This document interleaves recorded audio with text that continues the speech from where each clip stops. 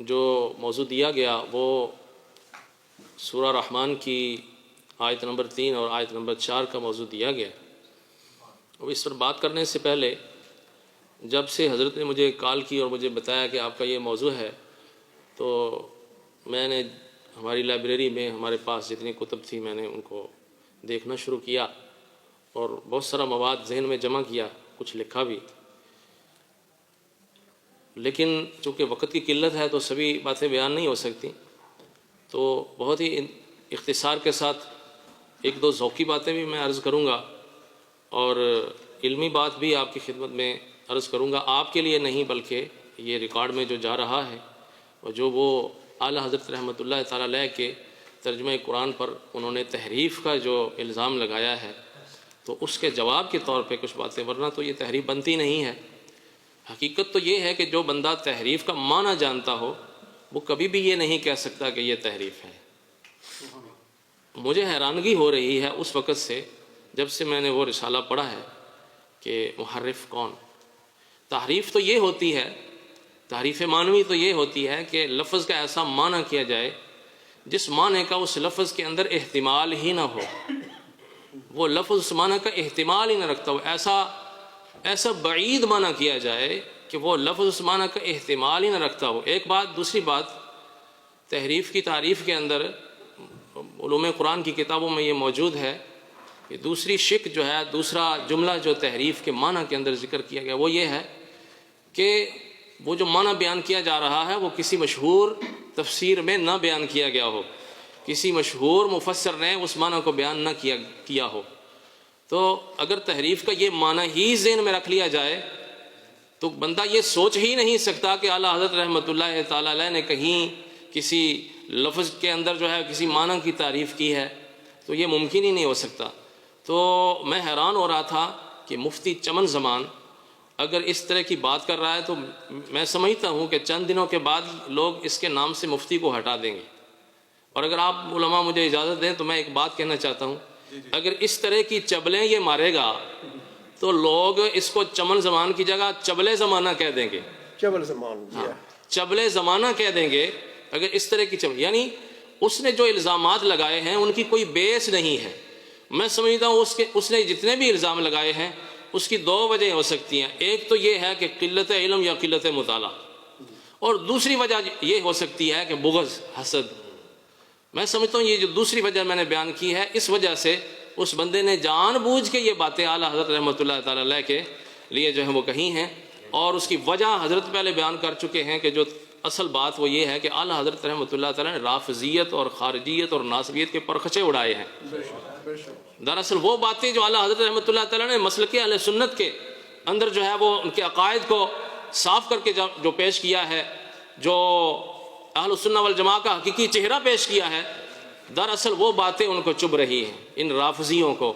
اس لیے اعلیٰ حضرت رحمۃ اللہ تعالیٰ علیہ پر اس طرح کے اعتراض کر رہے ہیں. اور پھر میں ابھی 2-4 منٹ کے لیے پوری بات تو نہیں بیان کر سکتا، 2-4 منٹ کے لیے اپنی ایک ذوقی بات کوشش کروں گا، کوئی علمی بات بھی ریکارڈ میں آ جائے. وہ یہ ہے کہ یہ سورۃ الرحمن جو ہے یہ سورۃ النعم ہے.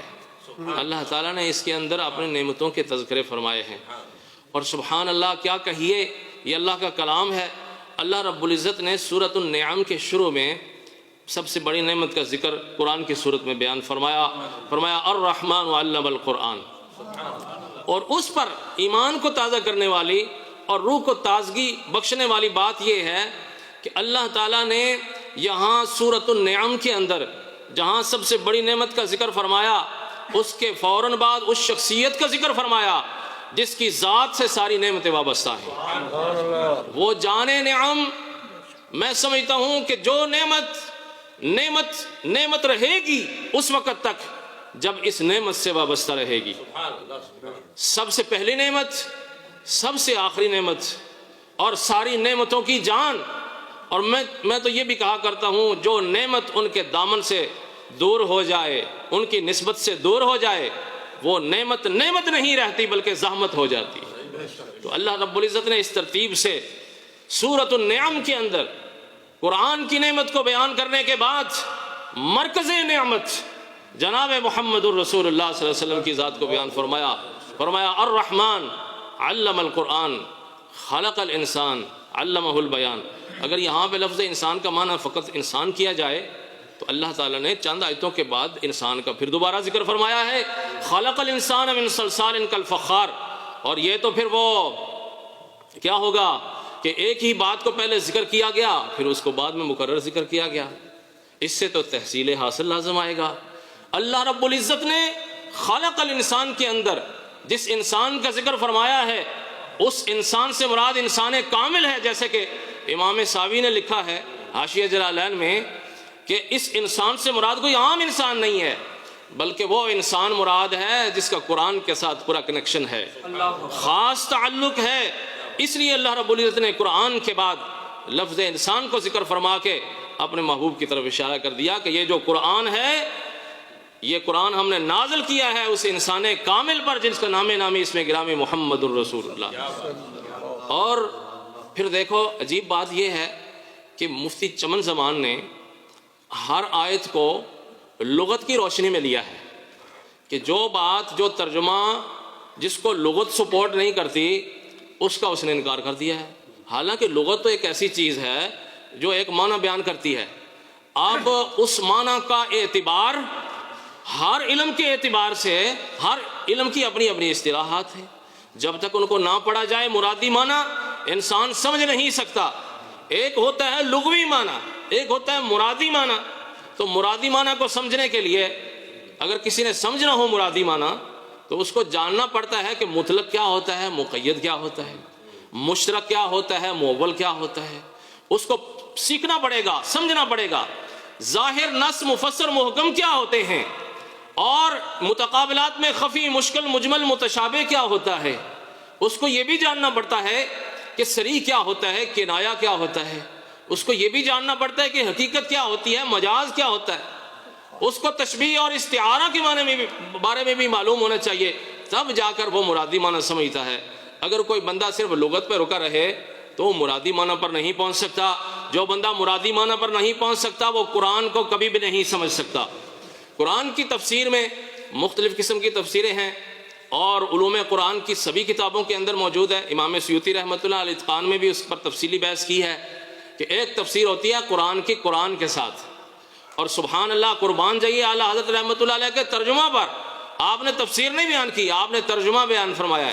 اور آپ کو معلوم ہے کہ ترجمہ جو ہوتا ہے وہ قلیل ہے اور تفسیر کثیر ہے۔ سبحان اللہ، ترجمہ ایسا عظیم ہے کہ قلت بیان کی ہے لیکن کثرت اسی سے سمجھی جاتی ہے۔ وہ ایسے ہی ہے جیسے کسی دریا کو کوزے کے اندر بند کر دینا۔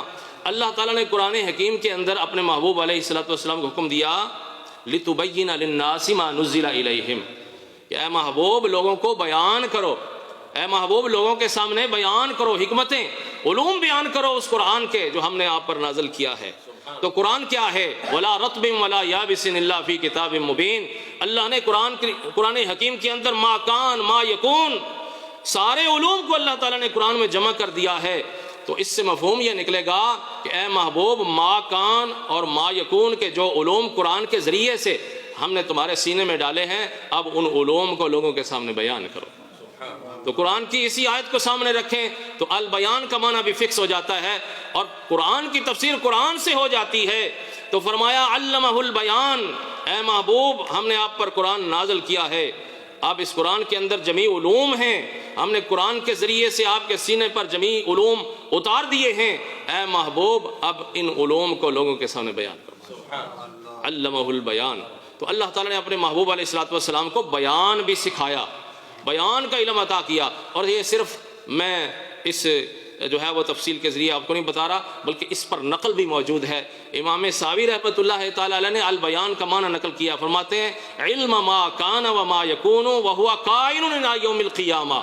فرمایا بیان کا مطلب یہ ہے کہ جو کچھ ہو چکا ہے، جو کچھ ہونے والا ہے، اے محبوب ہم نے آپ کو سب سکھا دیا ہے۔ تو لہٰذا اعلیٰ حضرت رحمۃ اللہ تعالیٰ علیہ کا ترجمہ فقط ترجمہ نہیں بلکہ ترجمہ کی صورت میں تفسیر موجود ہے، اور صرف تفسیر نہیں بلکہ ایک اعلیٰ تفسیر ہے۔ اعلیٰ حضرت رحمۃ اللہ تعالیٰ علیہ کے ترجمہ کو سمجھنے کے لیے یہ ضروری ہے کہ ساری تفسیروں کو پڑھا جائے، پھر ہی انسان سمجھ سکتا ہے۔